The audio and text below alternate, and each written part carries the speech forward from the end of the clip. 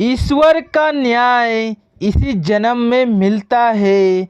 एक रोज रास्ते में एक महात्मा अपने शिष्य के साथ भ्रमण पर निकले। गुरुजी को ज़्यादा इधर उधर की बातें करना पसंद नहीं था। कम बोलना और शांतिपूर्वक अपना कर्म करना ही गुरु को प्रिय था। परंतु शिष्य बहुत ही चालाक था। उसे हमेशा इधर उधर की बातें ही सूझती थी। उसे दूसरों की बातों में बड़ा ही आनंद आता था।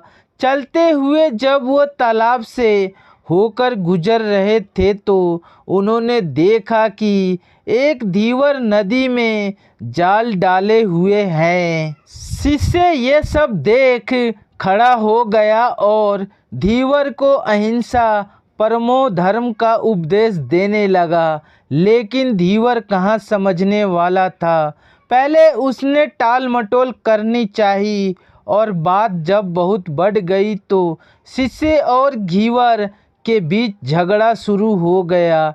यह झगड़ा देखकर गुरुजी, जो उनसे बहुत आगे बढ़ गए थे, लौटे और शिष्य को अपने साथ चलने को कहा एवं शिष्य को पकड़कर ले चले। गुरुजी ने अपने शिष्य से कहा, बेटा, हम जैसे साधुओं का काम सिर्फ समझाना है, लेकिन ईश्वर ने हमें दंड देने के लिए धरती पर नहीं भेजा है। शिष्य ने पूछा, महाराज को ना तो बहुत से दंडों के बारे में पता है और ना ही हमारे राज्य के राजा बहुतों को दंड देते हैं, तो आखिर इसको दंड कौन देगा? शिष्य की इस बात का जवाब देते हुए गुरुजी ने कहा, बेटा, तुम निश्चित रहो, इसे भी दंड देने वाली एक अलौकिक शक्ति इस दुनिया में मौजूद है, जिसकी पहुंच सभी जगह है। ईश्वर की दृष्टि सब तरफ है और वह सब जगह पहुंच जाते हैं। इसलिए अभी तुम चलो, इस झगड़े में पड़ना गलत होगा, इसलिए इस झगड़े से दूर रहो। शिष्य गुरुजी की बात सुनकर संतुष्ट हो गया और उनके साथ चल दिया। इस बात को ठीक 2 वर्ष ही बीते थे कि एक दिन गुरुजी और शिष्य दोनों उसी तालाब से होकर गुजरे।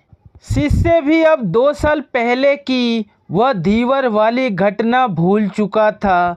उन्होंने उसी तालाब के पास देखा कि एक चुटियल सांप बहुत कष्ट में था। उसे हजारों चींटियां नोच नोच कर खा रही थी। शिष्य ने यह दृश्य देखा और उससे रहा नहीं गया। दया से उसका हृदय पिघल गया था। वह सांप को चींटियों से बचाने के लिए जाने ही वाला था कि गुरुजी ने उसके हाथ पकड़ लिए और उसे जाने से मना करते हुए कहा, बेटा, इसे अपने कर्मों का फल भोगने दो। यदि अभी तुमने इसे रोकना चाहा तो इस बेचारे को फिर से दूसरे जन्म में यह दुख भोगने होंगे, क्योंकि कर्म का फल अवश्य ही भोगना पड़ता है। शिष्य ने गुरुजी से पूछा, गुरुजी, इसने कौन सा कर्म किया है जो इस दुर्दशा में यह फंसा है? गुरुजी महाराज बोले, यह वही धीवर है जिसे तुम पिछले वर्ष इसी स्थान पर मछली न मारने का उपदेश दे रहे थे और वह तुम्हारे साथ लड़ने के लिए आग बबूला हुआ जा रहा था। वह मछलियाँ ही चींटी है जो इसे नोच नोच कर खा रही है। यह सुनते ही बड़े आश्चर्य से शिष्य ने कहा, गुरुजी, यह तो बड़ा ही विचित्र न्याय है। गुरुजी ने कहा, बेटा, इसी लोक में स्वर्ग और नरक के सारे दृश्य मौजूद है। हर क्षण तुम्हें ईश्वर के न्याय के नमूने देखने को मिल सकते हैं।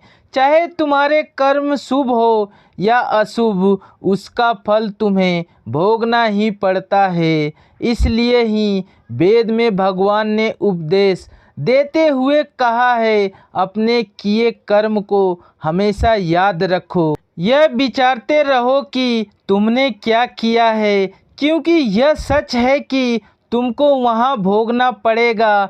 जीवन का हर क्षण कीमती है, इसलिए इसे बुरे कर्म के साथ व्यर्थ जाने मत दो। अपने खाते में हमेशा अच्छे कर्मों की बढ़ोतरी करो, क्योंकि तुम्हारे अच्छे कर्मों का परिणाम बहुत सुखद रूप से मिलेगा। इसका उल्टा भी उतना ही सही है, तुम्हारे बुरे कर्मों का फल भी एक दिन बुरे तरीके से भुगतना पड़ेगा। इसलिए कर्मों पर ध्यान दो, क्योंकि वह ईश्वर हमेशा न्याय ही करता है। शिष्य गुरु जी की बात स्पष्ट रूप से समझ चुका था। यह 100% सच है कि ईश्वर हमेशा सही न्याय करते हैं और उनके न्याय करने का सीधा संबंध हमारे अपने कर्मों से है।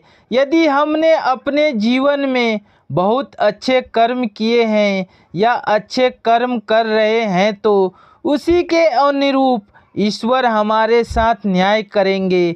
यह जीवन हमें इसलिए मिलता है ताकि हम कुछ ऐसे कार्य करें जिसको देखकर ईश्वर की आंखों में भी हमारे प्रति प्रेम छलक उठे।